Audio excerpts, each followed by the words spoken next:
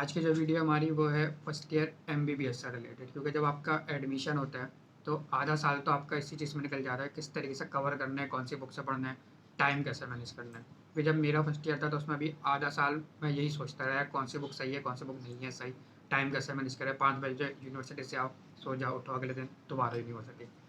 तो ये चीज़ मैं आपको बताऊंगा कौन सी बुक से करना है, किस तरीके से करना है, कैसे लेके चलना है। तो ये पूरी वीडियो जो है वो फर्स्ट ईयर एमबीबीएस के स्टूडेंट्स के लिए। सबसे पहले हम बात करेंगे फिजियोलॉजी की। तो फिजियोलॉजी में कौन सी बुक से पढ़ना है आपको।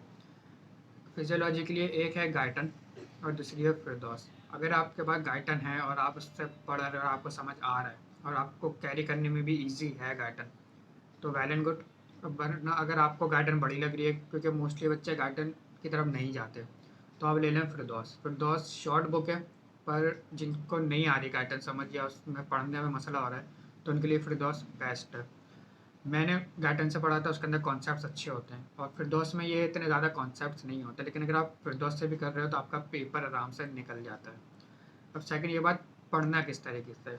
बुक्स आपको दो लेनी है, गाइटन और फिरदौस। गाइटन से जो समझना है फिरदौस से देखना है, फिरदौस से समझना है गाइटन से देखना है। पढ़ना किस तरीके से। जियोलॉजी का सिलेबस कवर करने का सबसे बेस्ट तरीका ये है, आप गए लेक्चर लेने। अगर आप नोट्स बना रहे हैं तो बहुत अच्छी बात है, नहीं भी बना रहे तो जो चैप्टर वो आपको पढ़ा रहे हैं या जो टॉपिक उन्होंने पढ़ाया है आपको, आपने कहीं पर पास लिख लिया, घर आए, सोए, खाना वाना खाया, फ्रेश होके वो टॉपिक आप निकालें बुक में, गाइटन या फिरदौस किसी में भी, उसको आप रीड कर लें। अगर समझ आ जाए सही है, नहीं समझ आ रहा यूट्यूब खोलें, वहाँ पे वो टॉपिक सर्च करें, हज़ारों वीडियोस आ जाएंगी यूट्यूब पे, वहाँ से समझ के उसको आप अच्छे से अपने पास लिख लें। या अगर आप वैसे याद कर सकते हैं वैसे याद कर लें। ज़रूरी नहीं है कि नोट्स बनाएं जब भी फ़ायदा होगा, ना भी बनाएं तो आप बस आपकी मेमोरी में स्टोर होना चाहिए। आप नोट्स बना के करें या डायरेक्ट करें, वो आपके ऊपर डिपेंड है, जैसा सूटेबल हो। इसी तरीके से फिर नेक्स्ट डे आप दोबारा गए, आपने लेक्चर अटेंड करा, जो टॉपिक आपको पढ़ाया आपने अपने पास लिखा, घर आए आपने बुक खोली, बुक में वो चैप्टर पढ़ा या वो टॉपिक पढ़ा और उसको अपने पास लिख लिया या वैसे ही याद कर लिया। इस तरीके से आपका ईजिली फिजियो कंप्लीट हो सकता है, क्योंकि फिजियो ऐसा सब्जेक्ट नहीं है जिसके अंदर आपको बहुत ज़्यादा मेहनत करनी हो, आपको अलग अलग किताबों से पढ़ना हो। एक गाइडन या एक फिरदौस आपके लिए बहुत है और इसी में से क्वेश्चन आते हैं। उसमें कोई ऐसे क्वेश्चन नहीं आते कि बहुत अलग लेवल के क्वेश्चन हो या कोई अलग आपको कॉन्सेप्ट लगाना पड़े। अगर आपने अच्छे से टॉपिक पढ़ा हुआ है, आपका आराम से फिजियो कंप्लीट हो सकता है। उसके बाद आपका सब्जेक्ट आता है एनाटॉमी, जो कि ज़्यादातर बच्चों को मुश्किल लगता है, क्योंकि एनाटॉमी लेंथी बहुत ज़्यादा होता है, उसमें बहुत सारी चीज़ें याद करने की होती हैं, आपको रट्टा मारना पड़ता है। सबसे पहले आपको पढ़ाएंगे जनरल एनाटॉमी, उसमें आपको पढ़ा रहे होंगे मसल, जॉइंट, ये सारी चीज़ें पढ़ाएंगे। उसके बाद उन्हीं की डिटेल पढ़ाएंगे आपको स्नेल्स में। तो दो बुकें हैं, जनरल एनाटॉमी, उसके बाद है आपकी स्नेल। एनाटॉमी में पहले आपको वो चीज़ें करनी है जो आपको पढ़ाई गई हैं। अब अगर आप यूट्यूब पे आके एक टॉपिक पढ़ रहे हैं तो यूट्यूब पे बहुत डिटेल में होते हैं टॉपिक। आपका जो पेपर आएगा, आपको जो एमसीक्यूज आएंगे वो उससे रिलेटेड होंगे जो आपको यूनिवर्सिटी में पढ़ाया है। तो जो यूनिवर्सिटी में पढ़ाया है वो आपको पता होना चाहिए क्या इस टॉपिक में हमें क्या क्या चीज़ें पढ़ाई हैं। अब अगर आपको किसी चीज़ का रिलेशंस नहीं पढ़ा है कि उसका एंटीरियर क्या है, पोस्टीरियर क्या है, अब आप यूट्यूब पे देखेंगे उसकी लिस्ट होगी रिलेशंस की। अब आप वो पूरा लिख लेंगे अपने पास, याद भी कर लेंगे, पर वो आएगा नहीं क्योंकि वो आपको पढ़ाया नहीं है। तो पहले वो चीज़ें कवर करें जो पढ़ाया है, जो आपको स्लाइड्स दी हैं, उसके बाद फिर एक्स्ट्रा की तरफ जाएँ। ऐसा नहीं है एक्स्ट्रा नहीं करना, करना है, लेकिन वो आपको एंड में करना है। पहले वो चीज़ें करनी है जो आपको करवाई गई हैं, क्योंकि उसके 90% चांस है वो चीज़ें ज़्यादा आएंगी। जो चीज़ नहीं करवाई गई वो आपको रखना है एंड के लिए। अब एनाटॉमी आपको इस तरीके से कवर करना है, अगर वो आपको पढ़ा रहे हैं जॉइंट्स के बारे में या जॉइंट्स की टाइप पढ़ा रहे हैं, इमूवेबल, मूवेबल जॉइंट, तो आपने सिंपल लेक्चर लिया, घर आके आपको यूट्यूब पे सर्च करना है इमूवेबल जॉइंट, उसकी एक वीडियो, आपके इमेज आपके माइंड में होनी चाहिए। अगर आपके माइंड में एक इमेज नहीं है ना एनाटॉमी में ख़ास तौर पर, तो आपको चीज़ें समझ नहीं आएंगी। अब अगर आप पढ़ रहे हो बाइसेप ट्राइसेप, आपको ये नहीं पता यार ये कहाँ पे होता है, किस तरीके से होता है, आपने बस रट्टा मान लिया इसके 2 ऐड होते हैं, इसके 3 ऐड होते हैं, तो इस तरीके से नहीं होगा, आपका कॉन्सेप्ट नहीं बन पाएगा। तो जो चीज़ पढ़ रहे हैं उसको आके घर पे यूट्यूब पे देख लें। इसके अलावा एनाटॉमी के बहुत सारे ऐप्स होते हैं, आप प्ले स्टोर पर जाएँ, वहाँ लिखें एनाटॉमी 3D, बहुत सारे ऐप्स आ जाएंगे, उसमें से जो शुरू में आ रहे हैं उसको आप डाउनलोड कर लें। उससे एक बहुत अच्छा आइडिया बन जाता है, उसमें आपको मसल्स की सारे स्टडी हो जाएगी, वहाँ से आपकी बोन्स की हो जाएगी, आर्टरीज की हो जाएगी, नर्व्स की हो जाएगी। तो वो ऐप डाउनलोड करके रखें अपने पास, जब भी कोई चीज़ आपको नहीं आ रही याद, आप फ़र्ज़ करें आप क्लास ले रहे हैं, आपको कोई मसल पढ़ा, आपको नाम याद नहीं आ रहा, सिंपल आपने मोबाइल खोला, वहाँ पर जाके वो मसल देख लिया कहाँ पे होता है, क्या इसका काम होता है।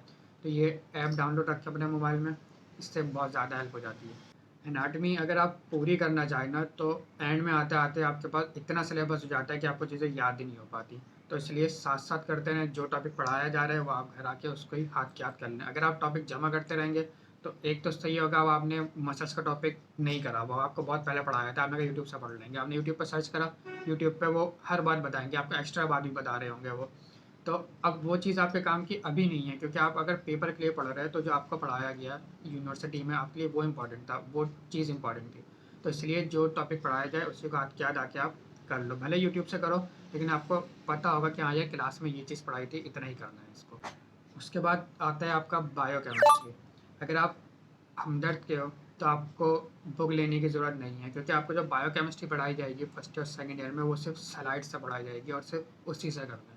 उसके लिए कोई भी बुक नहीं लें, क्योंकि आपका जो स्लाइड्स हैं उसी से पूरा कवर हो जाएगा, उसी से आपका पेपर बनेगा, उसी से आपका वाइवा होगा। और अगर आप हमदर्द के अलावा किसी यूनिवर्सिटी के हैं तो आप लें लिपिन कॉट।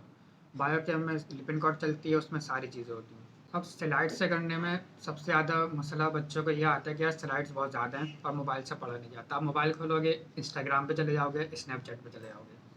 तो अगर ऐसा है तो आप जितनी भी स्लाइड्स हैं वो करवा लो प्रिंट। पर पर्सनली अगर मैं बताऊँ, मैंने प्रिंट नहीं करवाया था, मैंने पढ़ा था सिर्फ मोबाइल से, क्योंकि जितना ईजी मोबाइल से पढ़ना है ना वो कहीं नहीं। आप लेटे हुए हो, आप पॉइंट में जा रहे हो, आप कहीं पे भी आपने मोबाइल खोला, फटाफट रिवाइज कर लिया।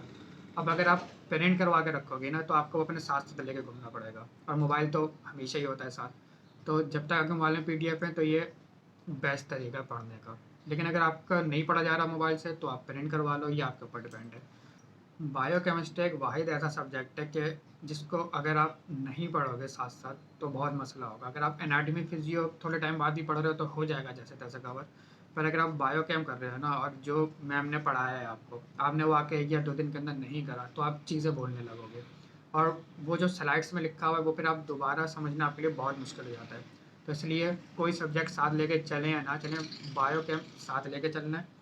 जो स्लाइड मैम पढ़ाएँ, जितनी उन्होंने पढ़ाई है वही आके आपको एक दफ़ा रीड करना, सिर्फ एक दफ़ा रीड करनी है, उसके बाद आपको खुद याद हो जाएगा, क्योंकि इसमें कॉन्सेप्ट होता है, इतना रट्टा नहीं है।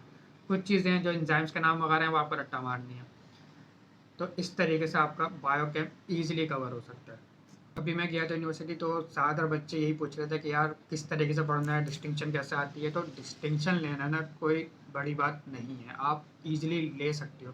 अगर आपके पास एक स्ट्रैटेजी है कि आप किस तरीके से लेके चलना है और क्या-क्या चीज़ें पढ़नी है, तो आप आराम से आपकी डिस्टिंक्शन आ सकती है। एनाटॉमी में बहुत ईज़िली आ जाती है, बायोकेम में भी आ सकती है, लेकिन अगर आपने पढ़ा हुआ सही हो, किस तरीके से पढ़ना है, सही टॉपिक आपने कवर करे हुए हों। अगर आप पूरी-पूरी बुक रट रहे हो लेकिन आपको ये नहीं पता इसमें से इम्पोर्टेंट टॉपिक क्या है, आप सबको बराबर वैल्यू दे रहे हो, तो इस तरीके से नहीं आ सकती। कौन सा टॉपिक इम्पोर्टेंट है या कौन सा मॉड्यूल सबसे ज़्यादा इम्पोर्टेंट है, इसकी मैं एक अलग सेपरेट वीडियो बनाऊँगा। फर्स्ट ईयर से रिलेटेड या बुक से रिलेटेड आपको कोई भी सवाल हो, मैं यहाँ इंस्टा शो कर दूँगा, आप उस पे मैसेज कर दिएगा या आप कमेंट में पूछ लिएगा, जिस तरीके से भी आपको सूटेबल हो। और इंशाल्लाह मिलते हैं नेक्स्ट वीडियो में, तब तक अपना ख्याल रखें।